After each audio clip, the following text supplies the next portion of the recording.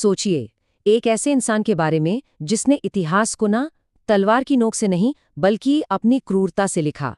एक ऐसा नाम जो आज भी सच मानिए खौफ का दूसरा नाम है। नहीं, ये किसी राजा की जीत की कोई कहानी नहीं है। ये तो उस आंधी की कहानी है जिसने हरे भरे शहरों को खंडहर बना दिया और जीती जागती बस्तियों को कब्रिस्तान में बदल दिया।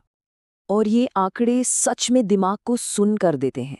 देखिए, इतिहास ने कई जालिम देखे हैं, पर किसी ने भी ना इतने बड़े पैमाने पर इंसानियत का गला नहीं घोटा। हम यहाँ लाखों की बात नहीं कर रहे हैं, हम बात कर रहे हैं करोड़ों की। तो चलिए अब इस दहशत के पर्दे को उठाते हैं और उस नाम का खुलासा करते हैं। वो नाम था चंगेज खान, और आज हम उसकी असली खौफनाक सच्चाई को परत दर परत खोलेंगे। तो सवाल ये है कि आखिर वो कौन सी परिस्थितियां थीं जिसने एक लड़के को इतिहास का सबसे बड़ा दानव बना दिया। चलिए कहानी शुरू करते हैं उस इंसान से जो चंगेज खान बनने से पहले था। उसका नाम था तेमुजिन। वो शायद अपने कबीले का एक सरदार बनता, बस। लेकिन किस्मत ने उसके लिए खून और तबाही से लिखी एक ऐसी तकदीर चुनी थी जो दुनिया ने पहले कभी नहीं देखी थी। उसकी क्रूरता की नींव असल में यहीं पड़ी थी। सोचिए, बचपन में पिता की हत्या, अपने ही लोगों से मिला धोखा और फिर गुलामी का जहर, इन सब ने मिलकर उसके अंदर से दया को हमेशा के लिए खत्म कर दिया और एक बदले की आग जला दी।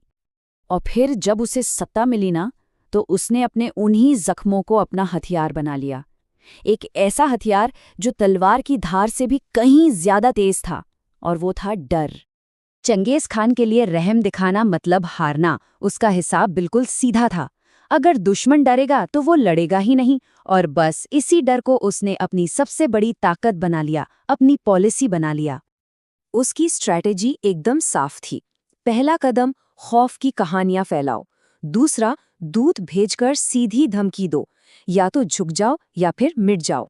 आपको पता है, कई शहर तो उसकी सेना के पहुंचने से पहले ही सिर्फ डर से हार मान लेते थे, और जो नहीं मानते थे, खैर, उनका अंजाम पूरी दुनिया के लिए एक मिसाल बन जाता था।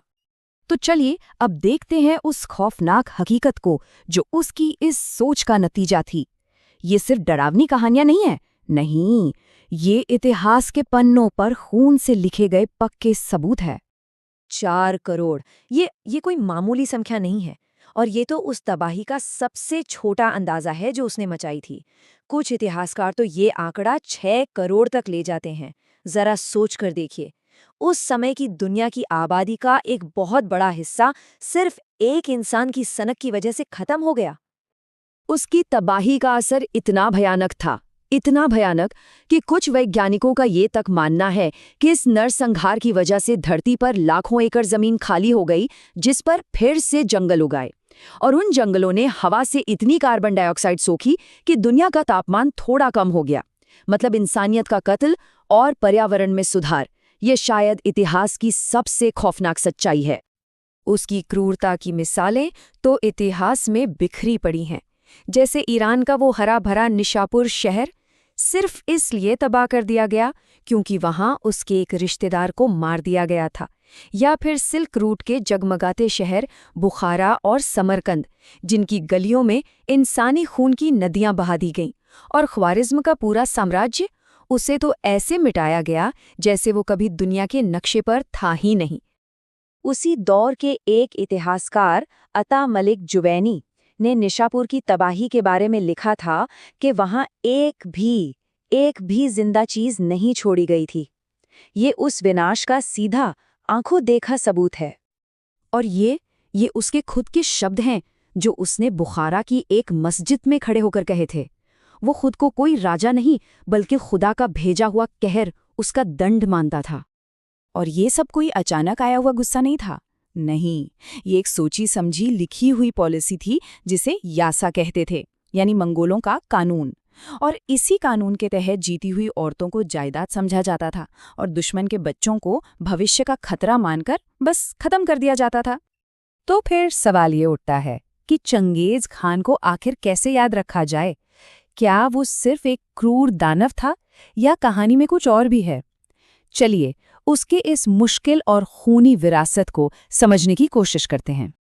देखिए, इसमें कोई शक नहीं कि वो एक जीनियस सेनापति था। उसकी सेना लोहे की तरह अनुशासित थी और उसका कम्युनिकेशन सिस्टम उस जमाने के हिसाब से कमाल का था। लेकिन उसकी इन खूबियों पर उसकी हैवानियत का पर्दा इतना मोटा है कि इतिहास उसे एक महान विजेता, हाँ, एक ग्रेट कॉन्करर तो कह सकता है, पर एक महान इंसान कभी नहीं। उसकी कहानी एक आखिरी रहस्य के साथ खत्म होती है।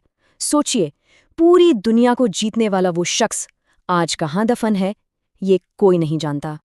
और इसका जवाब भी उसकी क्रूरता में ही छिपा है। ऐसा कहा जाता है कि उसकी कब्र बनाने वाले हर एक इंसान को मौत के घाट उतार दिया गया था, ताकि वो जगह हमेशा हमेशा के लिए एक राज बन जाए। मतलब क्रूरता मौत के बाद भी जारी रही। चंगेज खान की कहानी हमें आखिर में एक ही सबक सिखाती है।